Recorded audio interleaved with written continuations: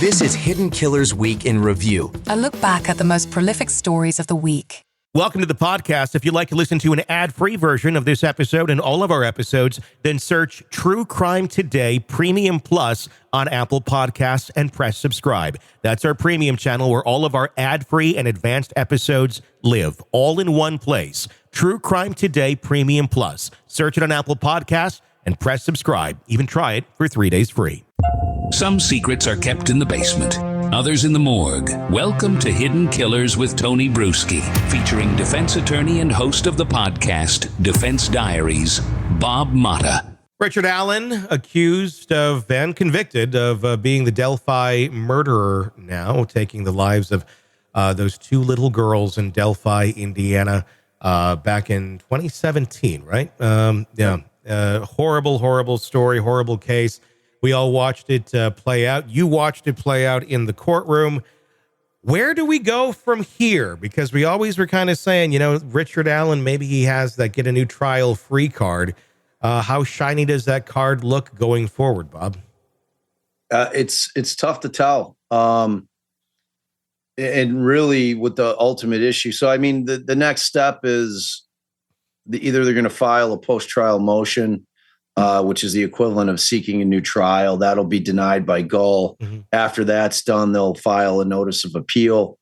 I know that they're trying to get a team of like top-notch appellate attorneys from Indiana together to handle the appeals. And then it goes on direct appeal. Now, one of the lawyers that I've spoken to that did some of the work for him on the collateral stuff, like the original action stuff, revolving around getting the lawyers put back on the case. Michael Osbrook, he's of the mindset that he's trying to push a post-conviction relief type petition before the appeal, which is unusual. The difference is that in appeals, you're dealing with the issues that arose pre-trial and during the trial. Mm-hmm. All right. You're not bringing in new evidence. Now, post-conviction relief act stuff, that is where you have to bring new evidence, newly discovered evidence forward.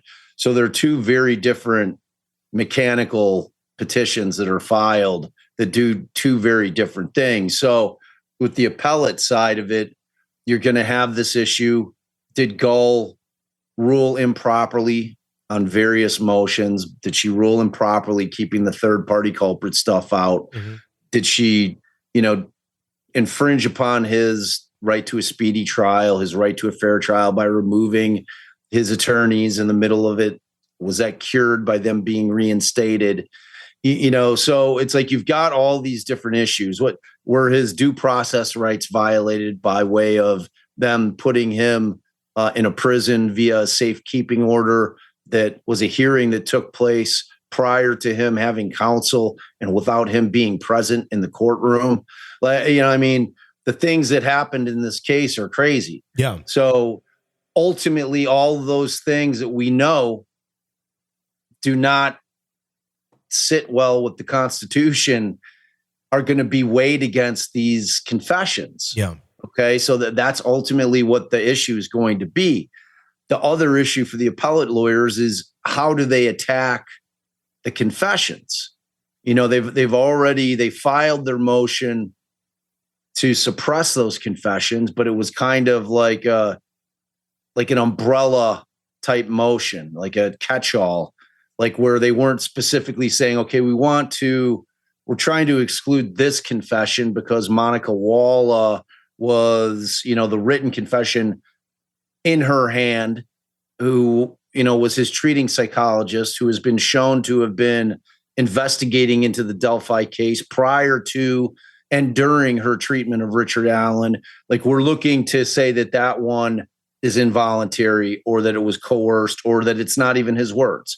Mm-hmm. Instead, they just kind of attacked the conditions of the confinement altogether, essentially reaching the conclusion that everything that he said during those 3 months is involuntary, or was involuntary. He was on Halidol. He was involuntarily being administered Halidol. He was psychotic. Like, they put him in a prison. And that's not where we keep pretrial detainees in this country. And, I mean, like, in that, the big missing part of that is you're going to really need a whistleblower. Yeah. You're going to need somebody who worked in that prison to say that all the things that they were saying that they were doing to him are true. Mm-hmm. And that they were torturing him psychologically, that, it was like a constant barrage of, we know you did it. You're a child killer. You're a baby killer. You're a baby killer. Admit to it. Threats to the family, promises of him being able to see his wife, of transferring out of that, whatever the case may be, whatever they used, whatever means that they used to get him to start saying those generic confessions, is because, everybody that likes to point to the Walla thing and talking about the confession that had the details, which you and I talked about at length during our last time that we chatted, it wasn't him speaking. Yeah. You know what I mean?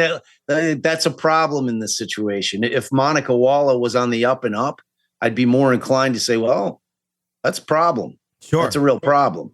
But Monica Walla wasn't on the up and up. Mm-hmm. Monica Walla was knee deep in tons of different Facebook groups, Reddit. She was went out to the trail, went out to the bridge, like sneaking around on her computer system in the prison to find out about Kagan Klein, just doing shit that a woman who is a psychologist and who is treating a patient should never be doing. Yeah. This isn't like a convicted felon who's getting some kind of treatment after the fact, and the person's learning a bit about the underlying crime. Mm-hmm. This is a guy who hasn't been convicted of anything, and you've got his psychiatrist or psychologist rather playing armchair sleuth. Yeah, like Nancy Drew, basically. It's ridiculous, man. So, ultimately, the way it'll go down is if the direct appeal, the appellate court says, all right, look, Gold messed X, Y, and Z up, but we find that the manifest weight of those confessions outweighs her mistakes. Therefore, everything that she did that was a mistake has been now commuted to being nothing more than harmless error, because if you had brought the third party culprit in, if you had brought all that in, it wouldn't have changed the fact that this jury heard however many confessions it was, and that the confessions outweigh everything. So then once it gets denied at that level, it then goes up to the Indiana Supreme Court. Now, the Indiana Supreme Court, from what I hear, is much more receptive to the concept of the conditions of his confinement causing these confessions to have been basically involuntary. Mm-hmm. It's or coerced, whatever you want to call them. So if they're more inclined to grant him a new trial, it would probably happen at that level. If they are of the same mindset as the appellate court and they say, nah, like the confessions are too much, we just can't do it. We're not willing to it's a bridge too far for us. He just confessed too many times. So at that point, you then shift over to, if it's denied there, you shift over to the federal side, and you can, do a writ of habeas corpus, or you do what Michael Osbrook wants to do, and you file your Post-Conviction Relief Act stuff. And, but the Post-Conviction Relief Act stuff is where you're really trying to hunt down who did this. Mm-hmm. It's a different thing, and it's frankly probably the best route to go, because in this case, for Richard Allen and Kathy Allen to ever have a normal life, if he were to get a new trial or to be released from prison somewhere down the road, you want somebody getting snatched up on this thing. Yeah. Because otherwise the end result for Richard Allen is everybody who thinks he's guilty now is going to think he's guilty then. Mm-hmm. It's like, it's no life out here in those conditions. So yeah, there's a lot of stuff going on in the background right now. They're preparing. Sentencing is happening on the 20th of December. After that time, the ball will really start rolling with respect to, everything that's going to go on with the appellate process or whichever route they decide to go. But it's going to be interesting, man. Like I kept trying to tell people, on our lives, I'm like, look, I mean, an unspent casing, even though lawyers think it's bullshit, jurors don't. Yeah. And confessions are powerful, and people have a very hard time understanding the concept that people would say that they did something that they didn't do. And then you've got Alan saying that exact thing to his mother. Why would I say I did it if I didn't do it, Mom? So it's like, but at the end of that recording, you hear him saying, okay, like somebody standing in the room with them. Tony, I want to trust this verdict. I want to. I want him to be the guy. I want those girls to have gotten justice. I want the families to have gotten justice. The way that this thing went down, I don't know anybody that's intellectually honest with themselves how they can think that this thing went down the way it was should, and that you can feel confident in that verdict, man. It's like I don't sweat the jury. They went by what they had in front of them. Yeah. I've had this debate with Osbrook. He's like, I don't have to respect a verdict. I'm like, yeah, you do. I'm like, you take it up on appeal. I mean, all they could do was go by the evidence that was presented to them in court. Yeah. They have no access to anything. They theoretically didn't know anything that we know about all the other stuff that's going on in this case.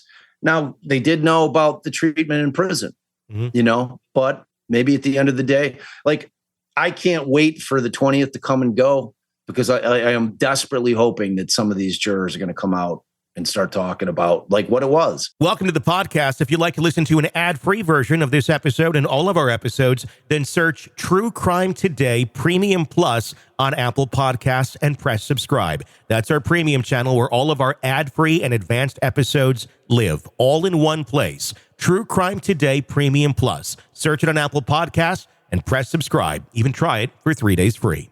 You're neck deep in a dark, twisted tale, and just as the tension peaks, bam, a commercial about some miracle diet pill breaks the spell. It's like finding a fly in your soup after the first bite. But here's the fix. True Crime Today Premium Plus on Apple Podcasts. You get to enjoy your crime stories without the junk. Ad-free episodes, extended interviews that go beyond the surface, and early access to all the gruesome details. It's like swapping out a can of cheap beer for a glass of fine whiskey. So search for True Crime Today Premium Plus on Apple Podcasts. Subscribe and keep the darkness flowing uninterrupted.